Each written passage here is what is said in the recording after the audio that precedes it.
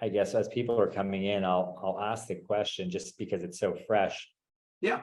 You've been doing this a long time. I think you and I are originally in the same neck of the woods. I believe, if I remember from a long time ago, I think New Jersey, because I'm a New Yorker. So we're Eastern Yes. folks that made our way over to the West Coast. Starting, I mean, a little bit of your background I'll get into, but I think the first kind of thing I want to talk about is just the evolution that you've seen since, being a pro yourself. I don't know, you've become such a renowned coach that I'm wondering, if people understand, you had some incredible wins on tour. I mean, you were a full blown, on the tour, obviously great experience. I believe you was Stanford. I mean, you were Stanford. Yeah, I went to Stanford. Yes. Yeah. So, obviously the tradition, and it's nice to see it again. There was a break between college tennis as a road to the pros, but I think, if anything other than tuning into Wimbledon today, can show you that the, US colleges are now more than ever a real pathway to the pros, and, not the anomalies of the James Blakes who, are ICL champions, but you're looking at it across the board. I mean, from Stanford, the Ivies all the way through. So I think the first question is that just in your mind, the change you've seen in, the quality of tennis and the players coming up, because you usually start with them very young, but, have you seen since 70s, 80s, 90s, the progression of just the, how tennis as a sport, especially in the juniors, has evolved over the years? Yeah, it has evolved a lot. I mean, just to give people a perspective, I started playing at 12 years old in 1967. So started playing then, and started playing, and I got off to a good start. I won my first 4 tournaments, and no one gave me a lesson. I had a 2-handed backhand, and I thought, wow, this is great. And people saying, boy, you got a future. And then you know what the coach told me? He said, look, you'll never be a player with a 2-handed backhand. You got to have a one-hander. So I changed my backhand. And then shortly thereafter, I saw Jimmy Connors, and Ford came up and said, what's going on here? So it was way back then. And then, went through the whole junior thing. And I was fortunate enough to be one of the top recruits in the country. I was top 2 or 3 in the United States in the juniors. Went to Stanford on full scholarship, and then was fortunate to play there a few years. And, we won the NCAAs as All-American freshman, sophomore year. And we were favored to win it my sophomore year. We didn't. But I was, in the off season, I got up to about 132 in the world. And then I decided to turn pro, and I went on the tour for 9 years. So the thing is, that was way back then. And you're asking me, what are the changes? A lot. And the biggest thing that has transpired is that tennis has gotten far more international. When I was coming up, you had 48 men that were Americans were in the top 100. And, you basically had Australians, you had some Brits, you had a few French. There are very, very few countries. Occasionally you get an Argentinian, a few Italians, but it wasn't as diverse. Now you have players coming up from everywhere. It is truly an international sport. That's number one. Number two, it's gotten so much more money and profession in it. It's a major sport. The events, the Grand Slams are not just tournaments. They are happenings now. They are social happenings. They are phenomenal tennis events. People travel from all over the world to be there, to be part of it. Celebrities, other athletes. They're amazing events, and they're kind of at the pinnacle of the sport. When I was younger, the Australian Open wasn't very special, and a lot of players didn't play it.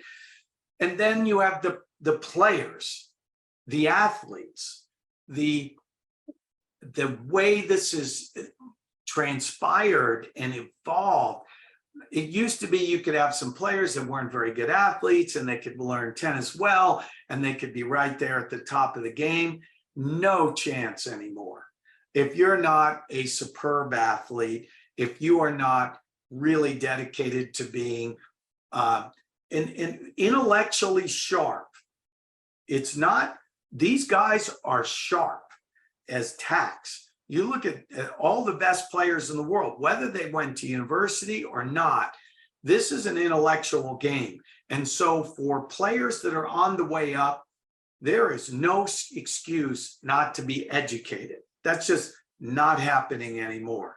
And even for many of the players on the tour, they go out and they get their college degrees, because they can online and so on.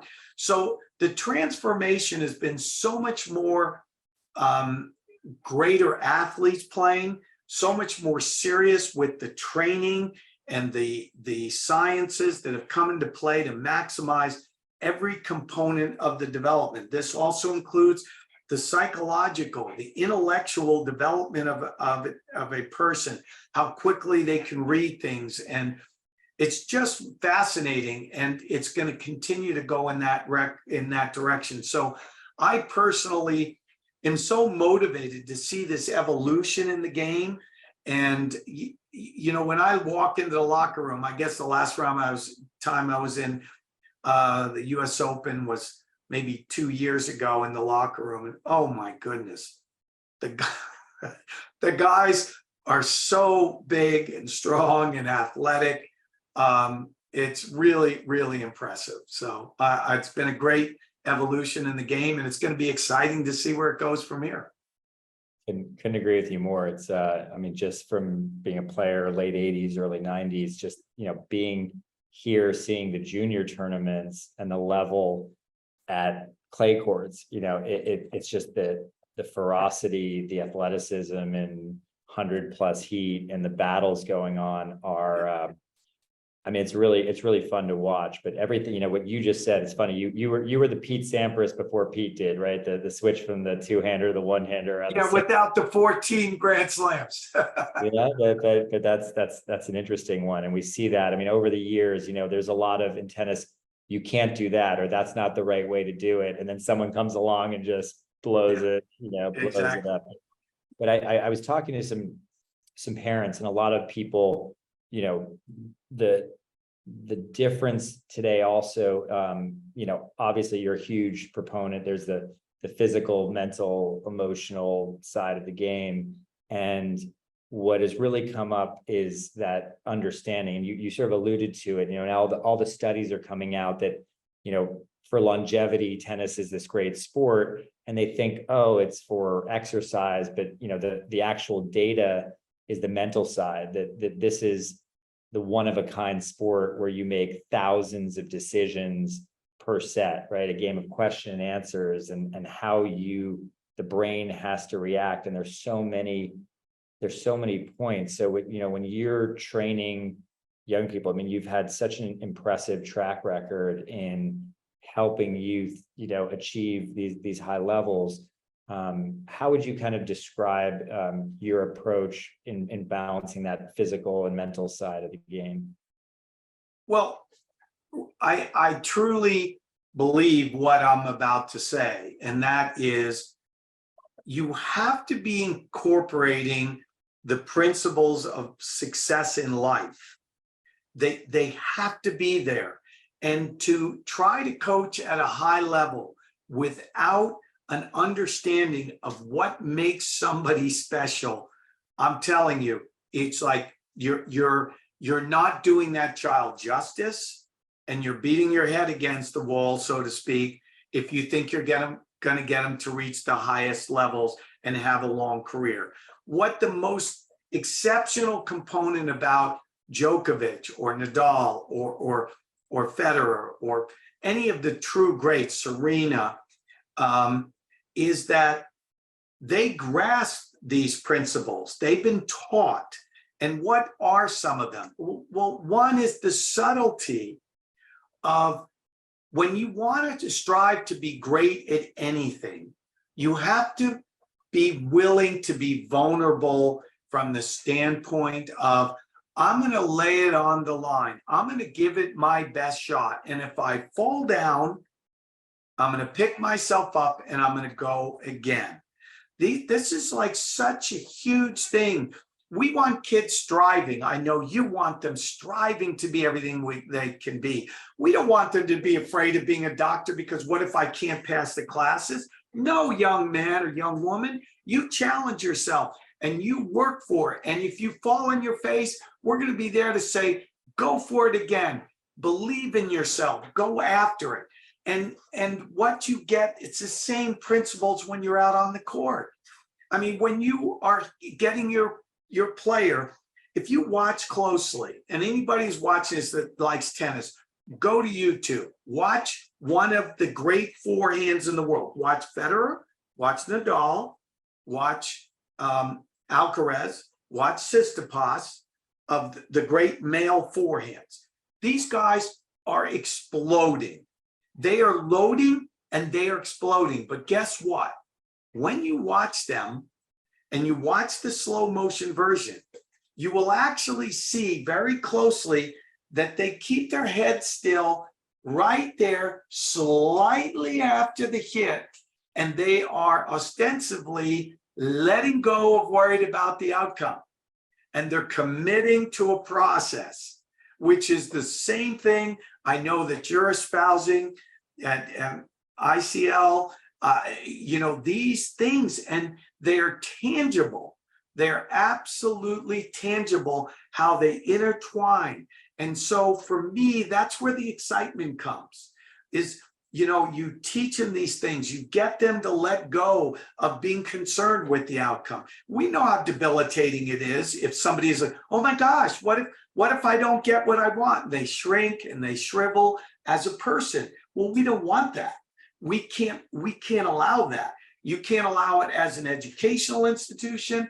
I can't allow it as a coach. So the constant pushing of the individual to focus in on that in which they can control and let go of the things you can't. Probably one of the biggest fundamental principles of life success that you get. And when you're coming at little people, 9-year-olds, 10-year-olds, it's wonderful when you're teaching things and they miss a ball and you say, you know what? That's a good mistake. And they said, well, why is it a good mistake? It's a good mistake. Did you try to execute it properly? And they said, yes. Now you missed it. Well, you know what? Your brain is going to learn. You're going to grow from that. And the next time you'll get even better. And when you're putting in the best effort, when you're doing everything you can do and you make a mistake, that's a great mistake and you will grow and learn from that. Conversely, you go, but if you got a bad attitude and you're getting angry and you're just flailing at the ball and you're making mistakes and you go, what a mistake is that? They go, bad mistake. So you start to slowly give them this information even when they don't know that you're educating them. You're laying the foundation, you're planting seeds. I know you're all about that. Planting seeds that not only are going to affect them now, but they're going to look back 10, 15, 20 years. In fact, they will be passing it on to their children in a way, and that's what gives it a sense of perpetual benefit, constant growth, and you feel that the meaningfulness of what is being done will go on in perpetuity. And that's pretty exciting.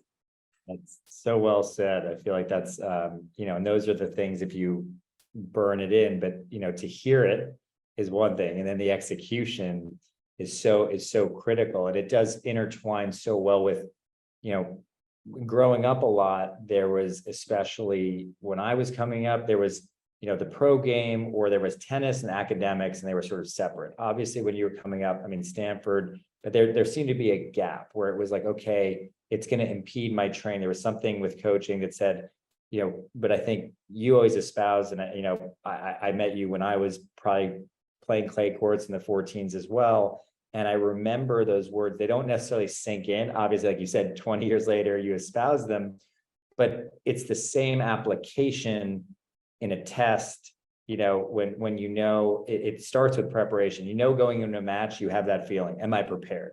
And Yeah. that you go into a test if you're not prepared. But when you are, they're still going to get that tightness, right? Ever you open the book, you start reading questions, or you start the match, you ease into it. There's so much interconnectivity. And as Dr. Lair says, that your inner voice, you always have that inner voice that's talking to you. And what the great champions have done have sort of mastered that. And what you're espousing, there are parents on here, there are kids on here, but to really understand that they're not mutually exclusive. And you kind of pointed to that the mental side and preparation and execution and failing, if you just try to go for a test, or you're just playing for the win, you're never going to really embody it, and you won't get to that next level. And I think that's a tough thing, because these days, when we hear about the great tennis champions, I don't think one of them would talk about their, junior careers, and a lot of them, it's that process. How do you take it when someone says, all right, I'm gonna, everyone should train like they're gonna go pro, right? No one says I'm going to focus here to make number 5 on a college team or something. You kind of have to have that mental goal. What do you teach people that progression when they worry about UTRs, or they're constantly thinking where they're at the moment, or measuring them? Is there a way that you get them out of that? Or, you look at a Corda, or people now that are, the great ones train with the highest objective? Well, I think that people who say that you have to train like you're going to be a pro, that's like one component of one individual's, what stage are they in, or whatever. So it's almost a nebulous statement. I mean, it's just way too vague. There's no clarity to it. There's no definitiveness. What I try to do is I go back to the principles of success. If you have 2 hours to give a day, then let's be the best we can be within that context.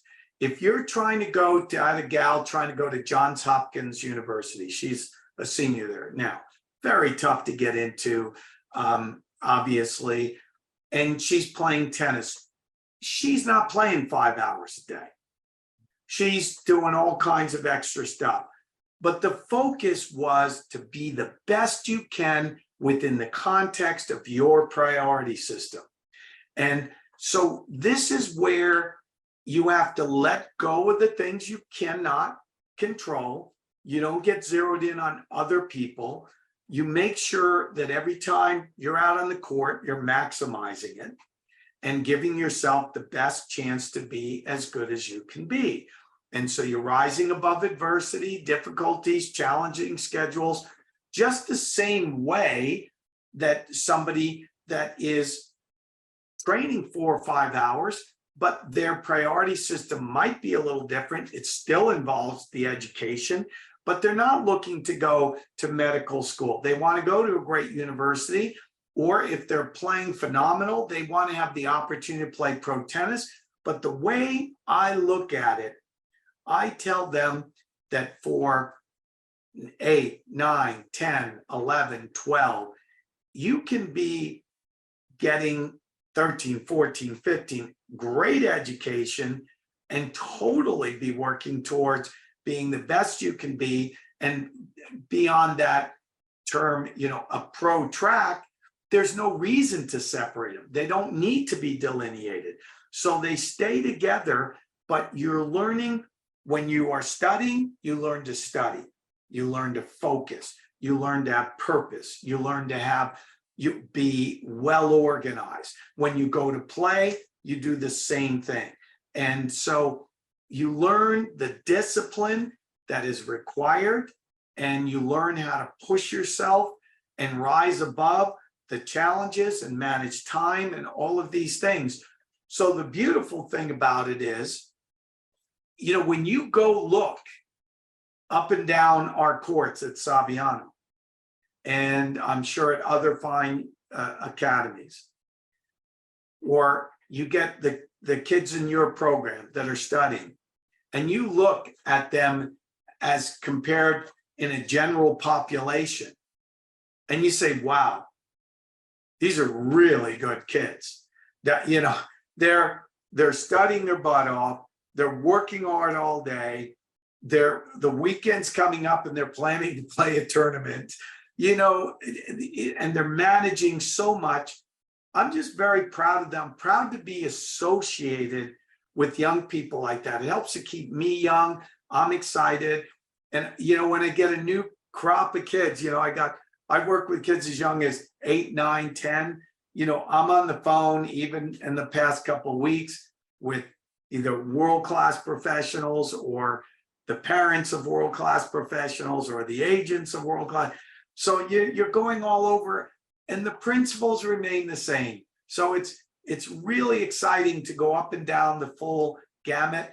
And as you get older, you acquire some wisdom, and you recognize the fundamental truths in life and how they're applicable at all the stages. It's just that as life goes on, we start to understand them a little deeper and a little more profoundly, and maybe we're a little more patient in passing on that information as we get older. Isn't that amazing? So again, so well said. And you know, it comes down a lot. We talk about a lot about the 6 P's that we sort of espouse, and you mentioned some of them. You know, having a passion is one thing, but making it a purpose is a different story. So when someone says, all right, I have a purpose and it's going to be whatever their goals are, the next 2 P's are really critical. And I think as both of us, as both educators, is important, which is creating the right process and just understanding perseverance and perspective.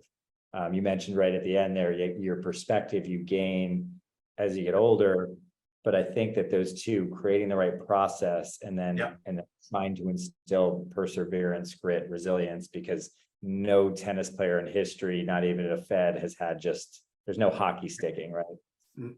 No, that's well said. Those are really great points.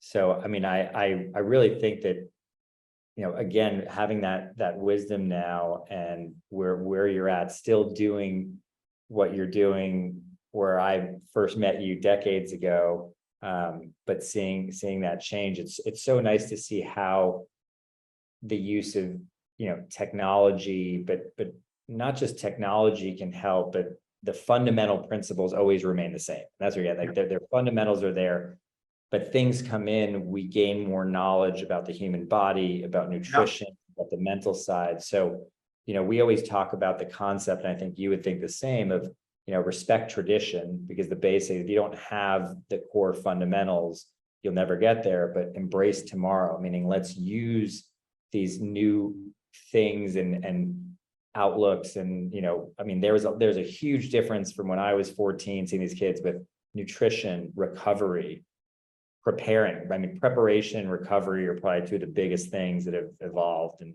you know, have you seen that?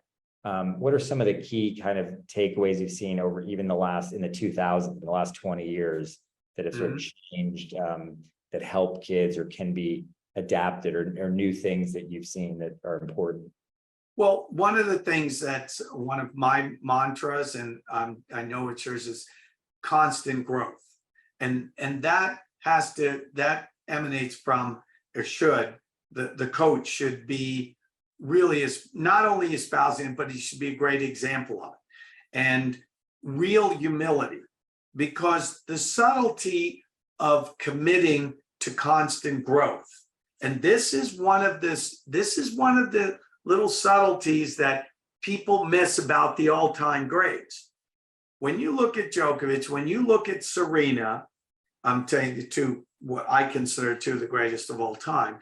You know, you can include others in there, the Chris Everts, the Djokovic, the Federer, Nadal, Sampras, whatever. In order to commit to constant growth means that you are acknowledging that you're not perfect, you haven't arrived, And it basically indirectly says, I have humility, I have perspective, I know I have to grow, and I have to commit to the process. And that's why Djokovic didn't wake up and be this great. He is constantly, relentlessly has committed to growth. And so, as you were alluding to, process is really important. The passion is what I like to see. If it's cultivated early, it's a wonderful thing in little kids, and you cultivate them to love to learn, love to grow, be excited when you're reading to them, and don't just read the words, but be excited, be expressive, and they think it's all special. That's when they're on the court and they hit a few good shots. Oh, wow, that's great. Well, one day you're going to play on TV or something. You get the little kids excited. But the biggest things, when you're committed to growth, the biggest things that I've seen change, basically in how we recognize how to maximize the body, the development of it, injury prevention, nutrition, the things to look for, how to maintain this high level of performance that you see, and how there is a connection between the mind and body, that you cannot separate the two. And so somebody has to look at the components of developing a player, but realizing, I think it was Gestalt's theory, where the separate parts of everything doesn't add up to the whole, to the same amount. I know I'm kind of paraphrasing it, but it's a very profound point, is that you separate, but then you pull it all together and you look at that. So it's the nutrition, the physical development, how, like the visual system. How does the visual system work? Well, they're learning more and more about it. The visual system is part of the brain. It's not separate. So, and if there's tension and anxiety in the face, in this, you don't process the same way. Your peripheral vision isn't as good when you're squinting and you're tight. So learning, when you watch somebody like Djokovic relaxing and opening his eyes and face and going like this, and you see the mind and body working together. And so it's interesting, because we want to separate everything out, and then as a coach we have to kind of pull it all together and meld together. But I've noticed that and biomechanics so much better than before. And I got to tell you, I would love, Kirk, I'd love to sit and say, yeah, I've known this stuff for 20 years. A lot of it, I'm learning new stuff, even, in the last 6 months. So how the heck could I be arrogant about my knowledge? If I'm pretty good at picking out good information. I can sift through it. I have a lot of experience, but be arrogant about my knowledge? Heck no. How can that be? I expect to be better in 6 months than I am now. So no, I'm not going to be, oh, I know this. No, I'm open. I got to keep learning. I got to stay fresh. Otherwise, you start to lose your edge.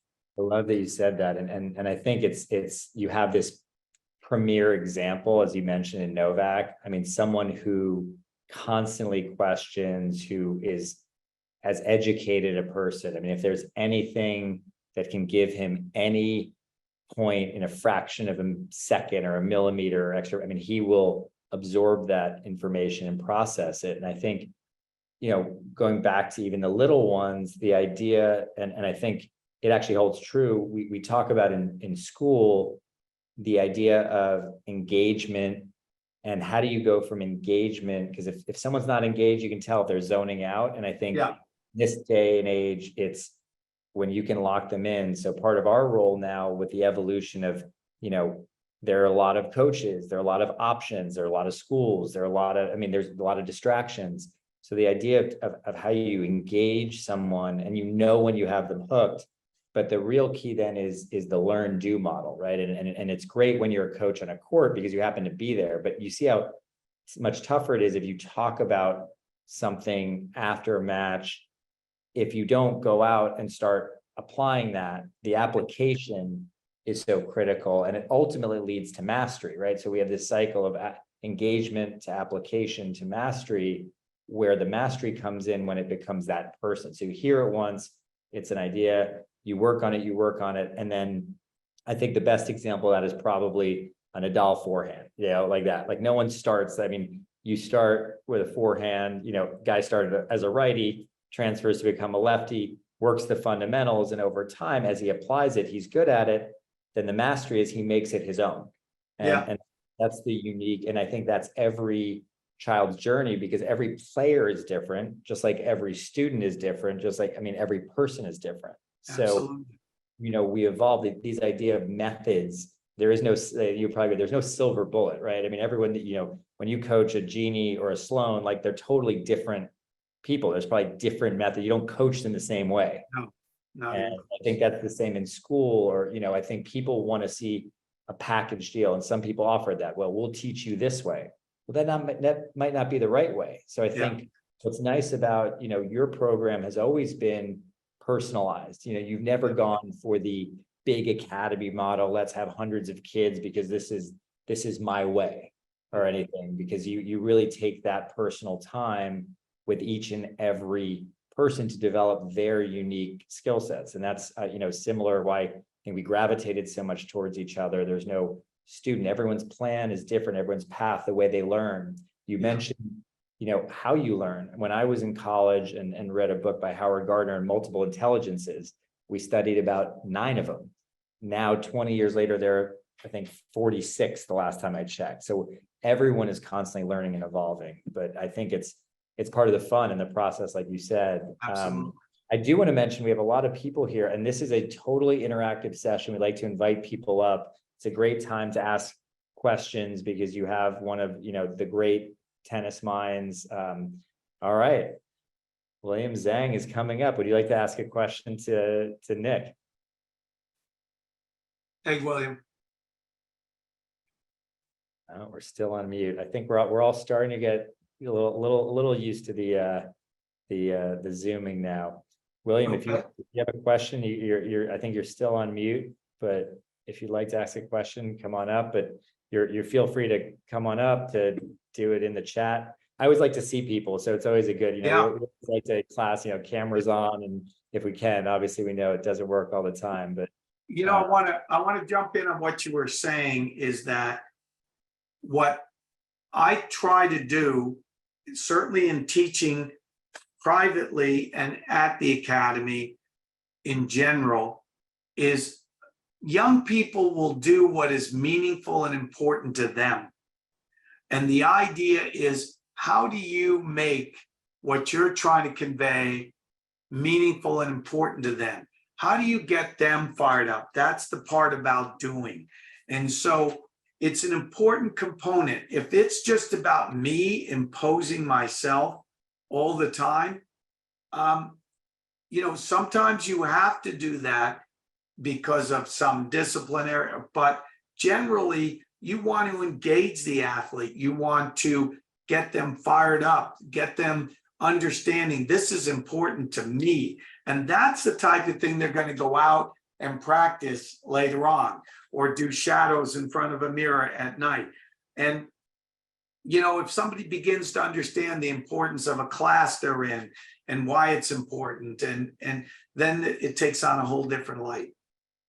Absolutely. I mean, that's really well said, because it's tricky, right? To actually, when you can almost see it now over the years when it clicks, right? You see that, and there's something exciting. And I think it's a feeling that they know that, all right, I'm getting it. And then how do you imprint that, right? How do you really make that? And that's the beauty of the process. I mean, it's never ending. And, even, again, talking about Novak, like his drive, his will to keep going. I mean, you would think at some point when you have that many titles, that many, money is never going to be an issue. And yet you are just so focused because it's in yourself. And some of our champions we've had at ICL, the Bodie Millers of the world and skiers who said, look, Olympics don't mean anything. They're not doing it for the titles. It's what can I do within me? What's my potential? And everyone has a different one. I think that when Novak has come and talked to us or anyone else, it's your own race against yourself. And there is something unique about individual sports, because what we're talking about, it's a little tougher to apply, because when, as we saw today, I mean, Chris Eubanks had it on his racket. If the time had run out and the clock had gone, he's a winner, right? Yeah. And, we always talk about that.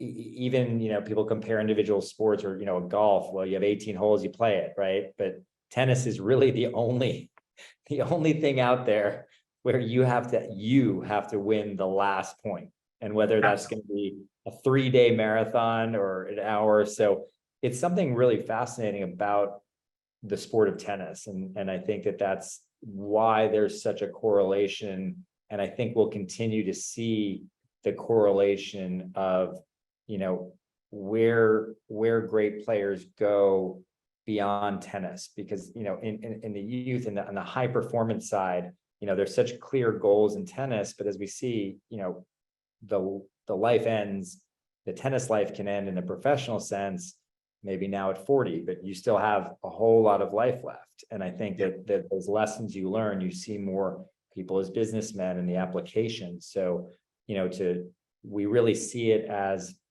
whatever your passion is, right? I mean, tennis drew us in as players, but when you hear the similar mindsets, when you hear the champions talk, it doesn't matter from what field they're in, they're going to be, your fundamentals that you talked about will be the same.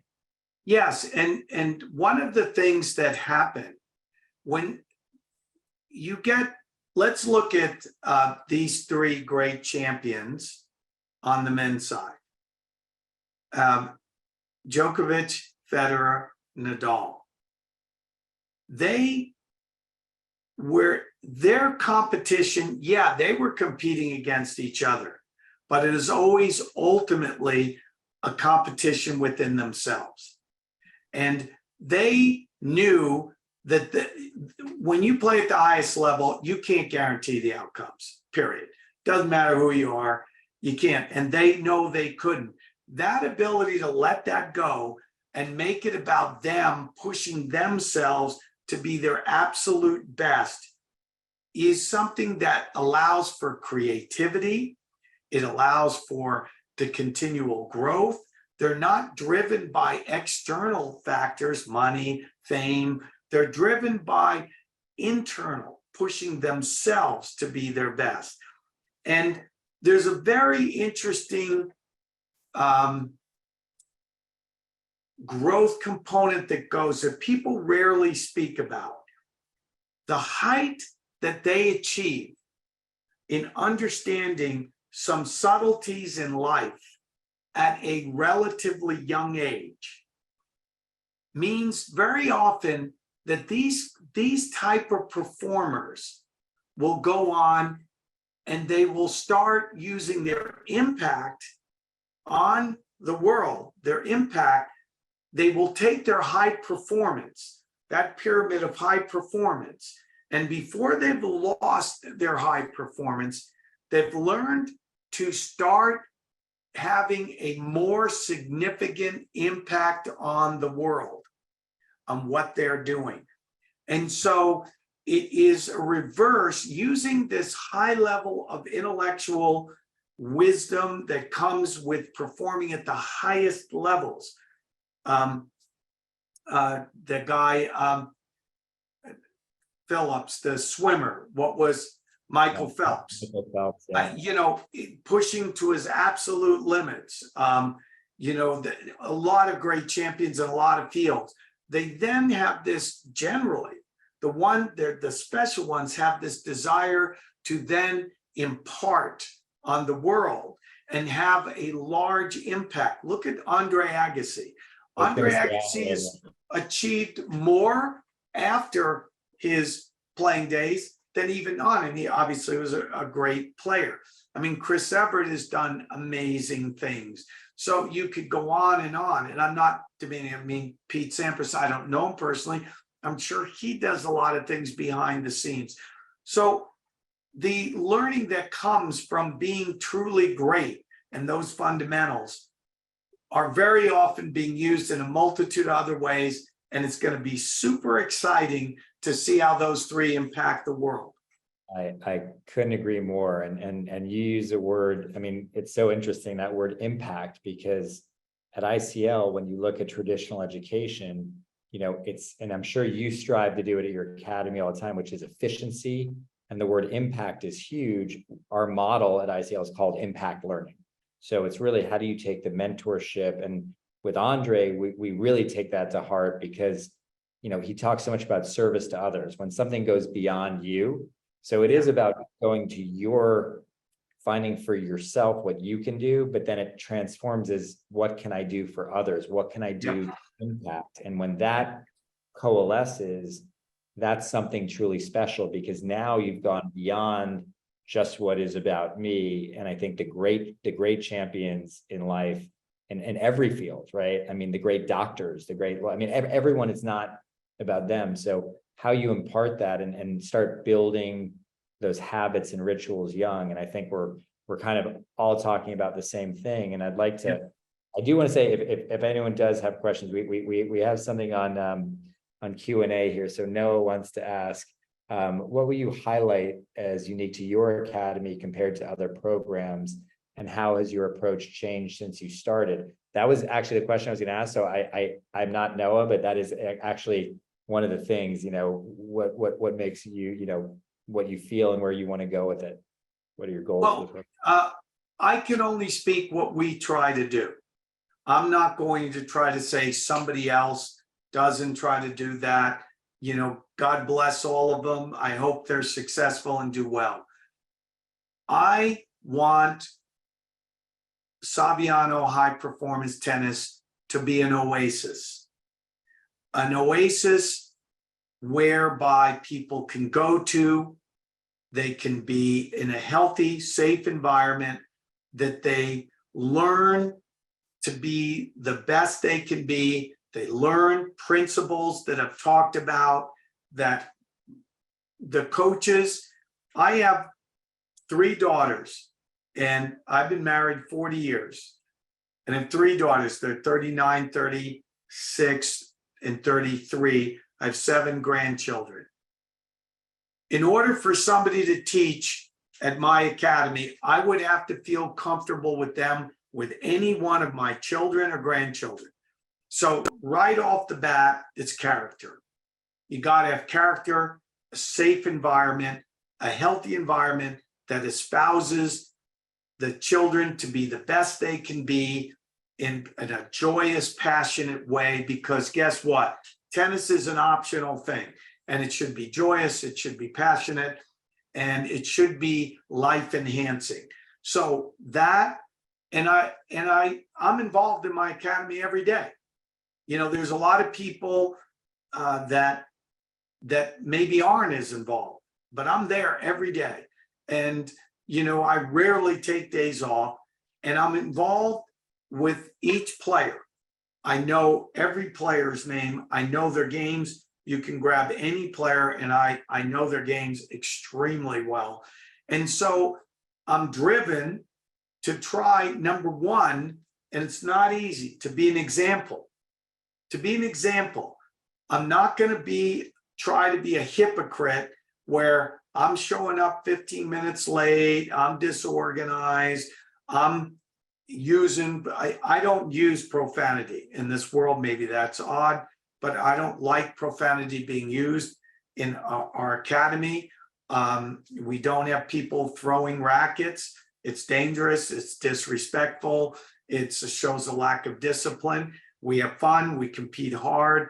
But the idea is to create an environment where if you have a 10-year-old, a 12-year-old, and you have 16-year-olds, that people can develop there. So that, and when you have that kind of hard work and determination to develop, we feel that when people come to us and they commit to us, we're committed.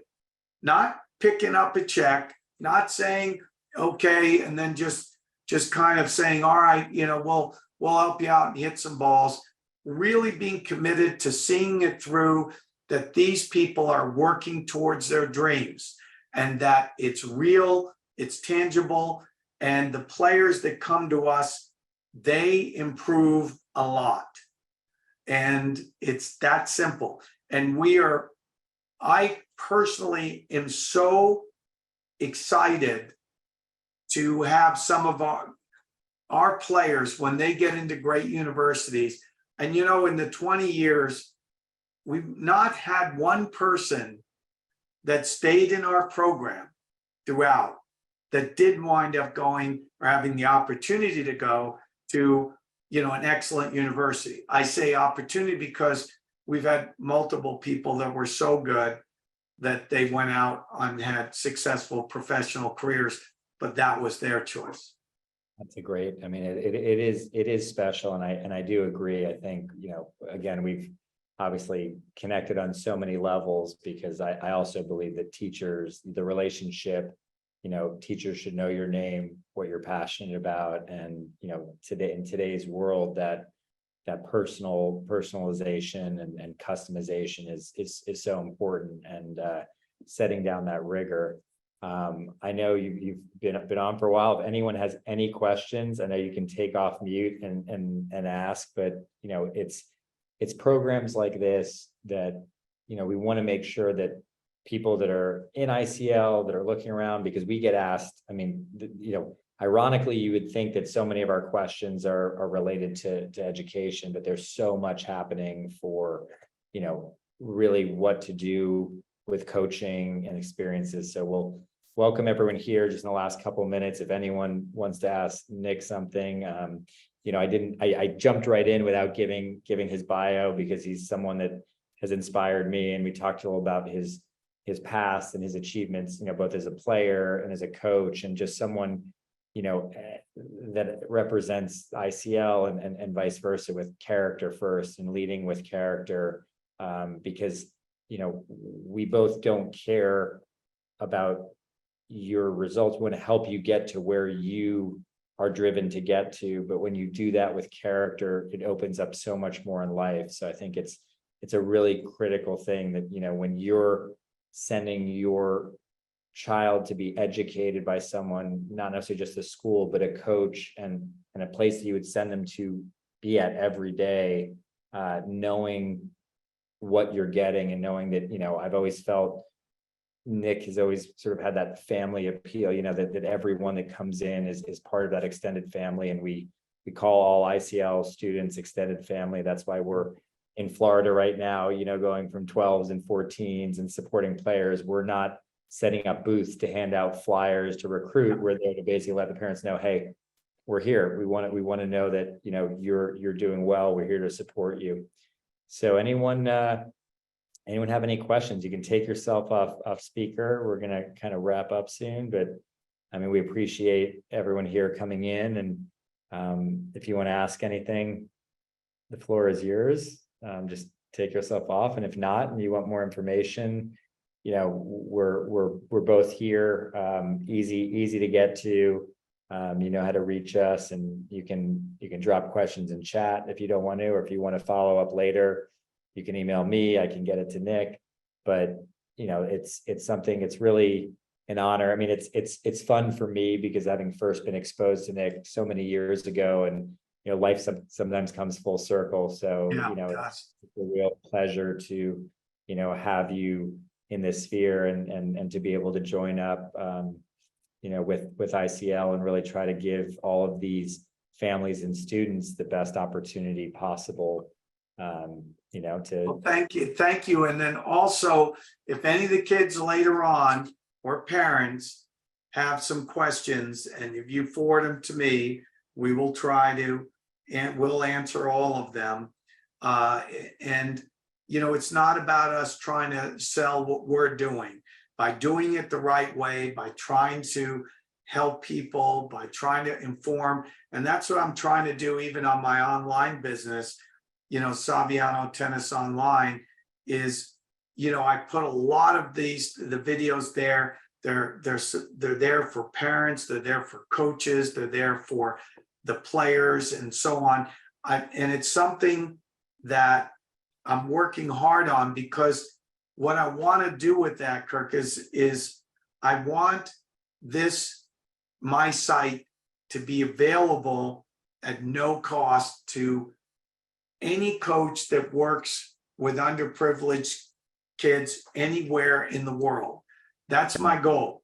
And it's because I want to know indirectly that if a lot of these things that we're espousing, which is in line with what you are going to get to the coaches and can indirectly get to some of the kids, then I feel that it's really helping in a significant way.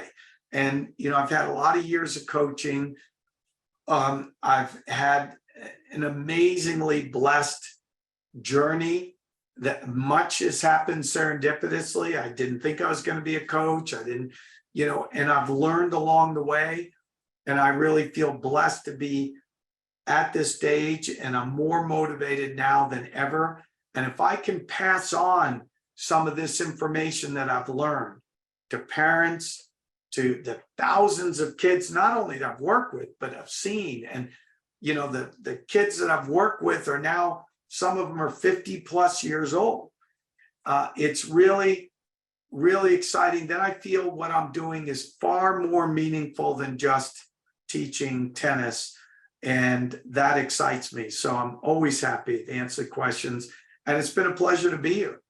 Thank you so much. I really appreciate it. And we have a lot of great things to do together in the future. So I look forward to seeing. I'm excited that we're interacting and working together, because I love a lot of what you're doing. It's really tremendous, and you're to be commended on the efforts in it. So all the best to you, and I'll check out right now. Thanks a lot.